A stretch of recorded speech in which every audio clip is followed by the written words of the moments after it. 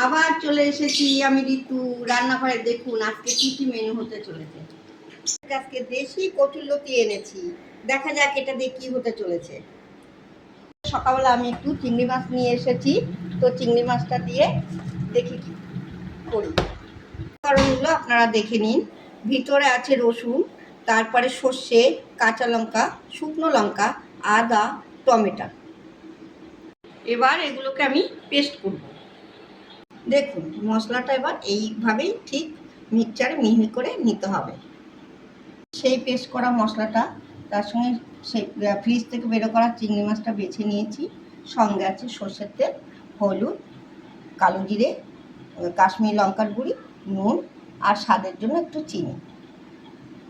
এগুলোকে এবার মেখে নেওয়া যাক। এই প্রথমেই দিয়ে দিচ্ছি আমি কচুরলতি।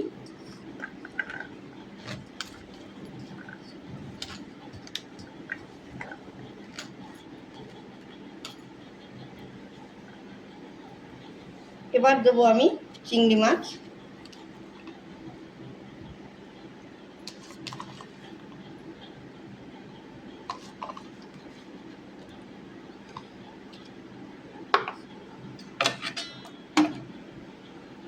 এবার দেবো আমি নুন,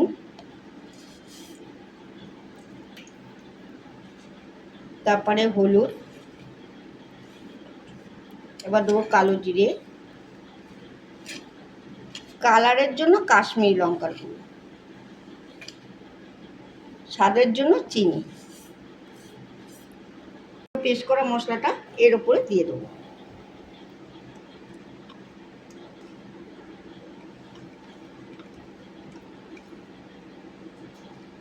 সর্ষের তেল,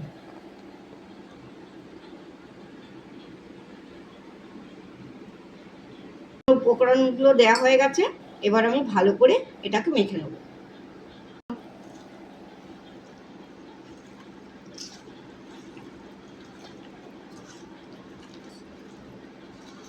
মেখেছি যাতে মশলাটা ঢুকে। এবার 5 মিনিটের জন্য আমি এটাকে ঢেকে রাখবো। গ্যাসটা ধরিয়ে কলা পাতাটা ছেঁকে নেব।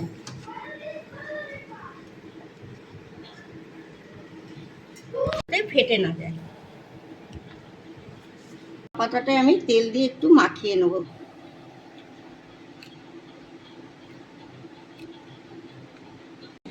এবার এটাকে ঢেলে নিয়ে সুন্দর করে সাজিয়ে নিতে হবে।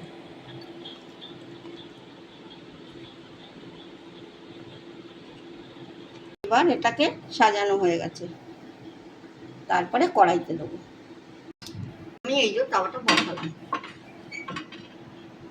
কলা পাতাটা আমি দিয়ে দিলাম।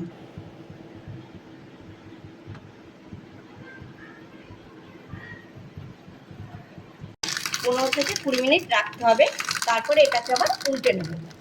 এবার মাঝে মাঝে এই পাতাটাকে আস্তে আস্তে একটু ঘুরিয়ে নিতে হবে, যাতে সব দিকে দাগ লাগে।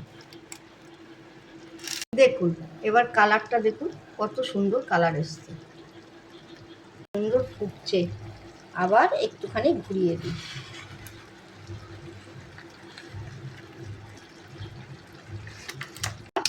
একই পদ্ধতিতে কলা পাতাটা ছেঁকে নিয়ে আবার তেল মাখিয়ে নেব।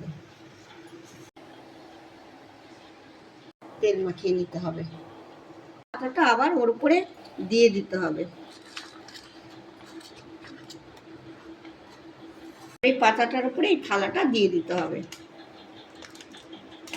তারপরে এটাকে এমনভাবে উল্টে দিতে হবে।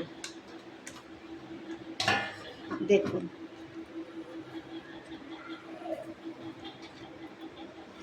এবার দেখুন আস্তে আস্তে এটাকে আমি খুলে নেব।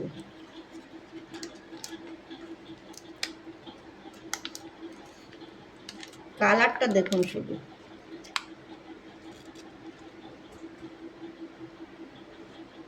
অসাধারণ।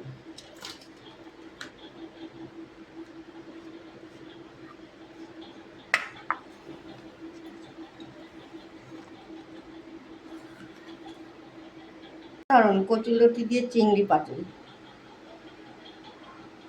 ভালো লাগলে লাইক, কমেন্ট, সাবস্ক্রাইব করবেন। টাটা।